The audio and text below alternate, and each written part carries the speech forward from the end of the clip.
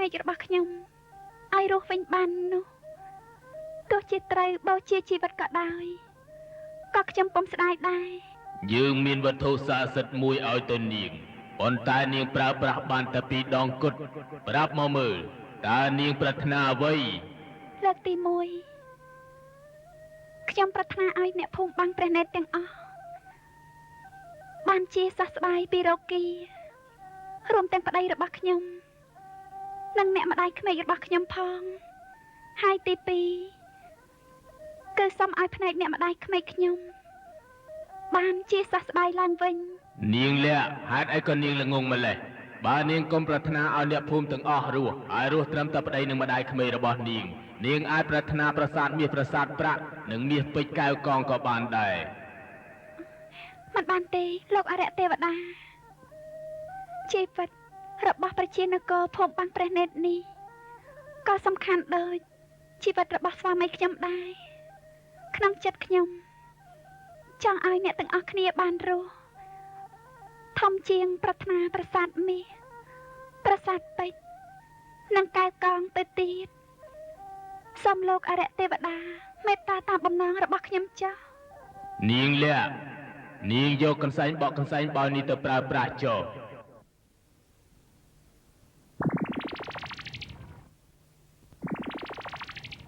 សូមអរព្រះគុណអរិយទេវតាហើយ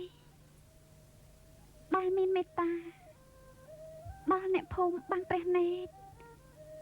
ខ្ញុំនឹងប្រាថ្នាអ្វីដែលជាគុណប្រយោជន៍សម្រាប់ដល់អ្នកភូមិបាំងព្រះនេតទាំងអស់មិនប្រាថ្នាអ្វីដែលសម្រាប់តែបុគ្គលផ្ទាល់ខ្លួនឡើយយើងលៀនអ្នកហើយ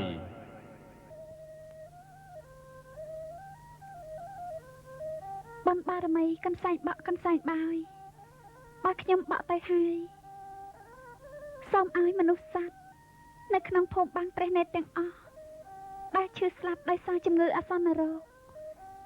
បានជាសះស្បើយវិញផងចុះ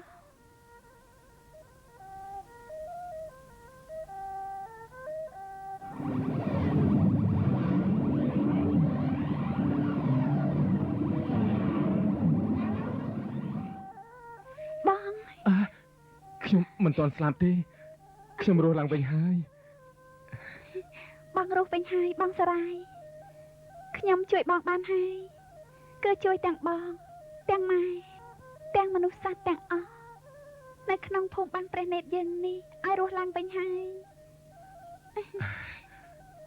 អូនមានមហិទ្ធិឫទ្ធិបែបនេះផងអូនលះប្រពន្ធសម្លាញ់ចិត្តបងសប្បាយចិត្តណាស់ដែលបានរស់នៅក្បែរអូនវិញតើអូនជួយបងតាមវិធីណាគឺកន្សែងបក់កន្សែងបាយនេះចាំអូននិយាយប្រាប់បង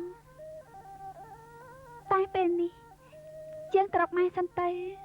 ម៉ែក៏បានរស់ឡើងវិញដែរប៉ុន្តែគាត់នៅងងឹតភ្នែកផងតើអញ្ចឹង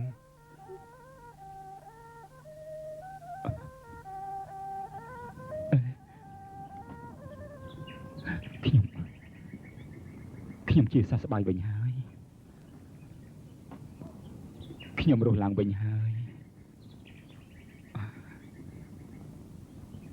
មុខមាត់ខ្ញុំក៏លែងមានល្បៅរលេះរលួយដែរទេវតាលោកអើយលោកជួយប្រគល់ជីវិតខ្ញុំឲ្យរស់រានមានជីវិតវិញខ្ញុំព្រះអង្គសូមអរព្រគុណនឹងព្រះអង្គហើយ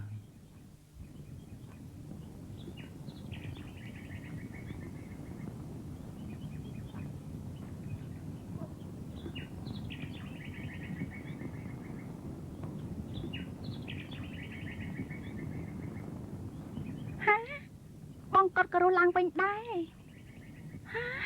បងគាត់ក៏រស់ឡើងវិញដែរបងគាត់នេះបងក៏រស់ឡើងវិញដូចគេដូចឯងដែរបងគាត់ស្រីអាសេរពឹសពេលដែលយើងមានជំងឺនាងរត់ចោលយើងពេលនេះយើងជាសះស្បើយហើយនាងក៏មករកយើងវិញបងគាត់តាខ្ញុំមានរឿងមួយអស្ចារ្យណាស់ណាខ្ញុំចង់យកមកជម្រាបបងណាយើងមិនចង់ស្ដាប់សម្ដីនាងទៀតទេថយចេញ បងកត់បើបងស្ដាប់អូនណាបងនឹងមានភ័ព្វសំណាងមានទ្រព្យសម្បត្តិកែកងលើពីស្ដេចផែនដីទៅទៀតណា រឿងអីឆាប់និយាយមក បងកត់ដឹងទេនាងលាក់នោះវាបានកំសែងបក់កំសែងបោយដោយអរិយទេវតាបកុលឲ្យវាទើបវាបកប្រោះជីវិតអ្នកស្រុកបាំងប្រណេតទាំងមូលដែលបានស្លាប់នោះឲ្យរស់ឡើងវិញបានហើយម្ដងទៀតវានឹងបកឲ្យភ្នែកម្ដាយក្មេកវាបានភ្លឺវិញតែនៅសល់ម្ដងទៀតវាសម្រេចថាមិនតាន់ប្រើទេបងកត់តា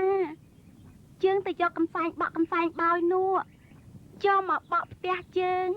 ឲ្យខ្លាចជារាជវាំងដ៏ធំទៅមានមាសពេជ្រខ្ញុំកំដរឆ្វេងស្ដាំប្រើមិនអស់មិនល្អទេឯបងកត់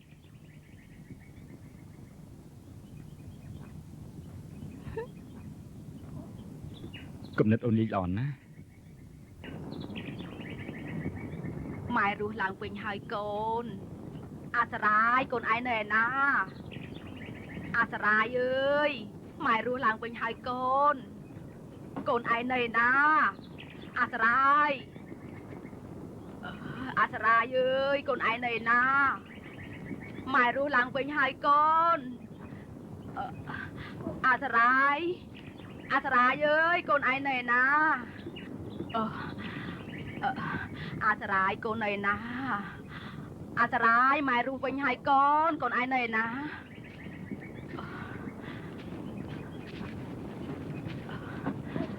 អាសរាយអើយម៉ែរស់ឡើងវិញហើយកូនឯងនៅឯណាម៉ែក្រោយអ្នកនាងលាជនាងឯងថយចេញទៅអញស្អប់នាងឯងខ្លាំងណាស់អញស្លាប់4 10ជាតិក៏អញមិនចង់ជួបមុខនាងឯងដែរអញនៅតែស្អប់ណាម៉ែកូនប្រាប់ហាញតាប្រពន្ធកូនឈ្មោះនាងលះមិនមែននាងលាជទេតែសំលេងវាលឺច្បាស់ដូចថ្ងៃម៉ែហេតុអីថាមិនមែនកូនស្ដាយណាស់ដែលនាងឯងមិនស្លាប់ដោយសារជំងឺអាសន្នរោគនេះស្លាប់ឲ្យផុតទៅម៉ែគឺអូនលះទេអូនលះជាអ្នកជួយខ្ញុំហើយនឹងម៉ែព្រមទាំងអ្នកភូមិទាំងអស់ឲ្យរស់ឡើងវិញឯណានាងលាជអញផ្ទះនាងឯងអញស្ដាយនាងឯងអញស្អប់នាងឯងណានាងឯងតែស្លកូនអញថានាងឯងនឹងជាមនុស្សល្អហើយនាងលាជមិនមែននាងលាជទេគឺអូនលះអូនឆាប់ប្រើកសែងបកកសែងបោយទៅអញបាយនាងឯងមីលាជអញបាយនាងឯងអញបាយនាងឯងមីលាជអញនឹងបាយនាងឯងអញធាក់នាងឯងអញស្អប់នាងឯង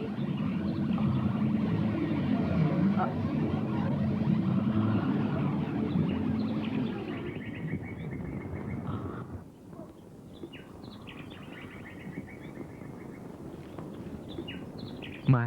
ភ្នែកម៉ែភ្លឺវិញហើយម៉ែឃើញទេនេះគឺអូនលះណាមិនមែនមីលាជទេម៉ែកូនម៉ែគឺកន្សែងបោកកន្សែងបោយនេះហើយដែលជួយឲ្យម៉ែបានភ្លឺភ្នែកវិញម៉ែខុសហើយឲ្យម៉ែសុំទោសណាដែលម៉ែមើលមិនឃើញ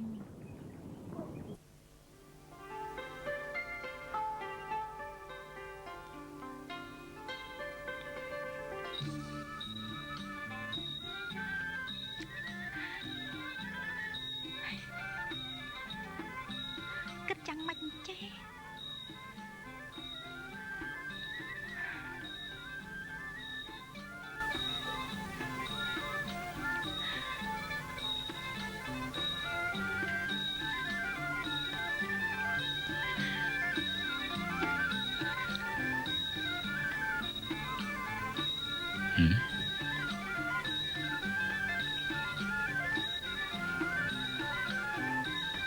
អូនលី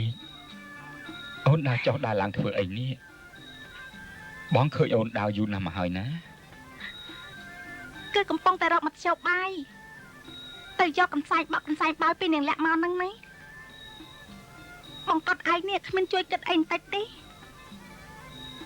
ឬក៏ចង់ឲ្យប្តីប្រពន្ធវានោះមានបានជាងយើងរឿងនេះបងសាកល្បងគិតហើយប៉ុន្តែគ្មានមធ្យោបាយល្អទេនាងលក្ខនិងអាសរាយនោះវាទុកយើងជាសត្រូវទៅហើយធ្វើមិនយើងទៅលបងយកមកបាននោះបងមើលលោកនេះល្អពេកហើយចង់បានកំសែងបក់កំសែងបោយ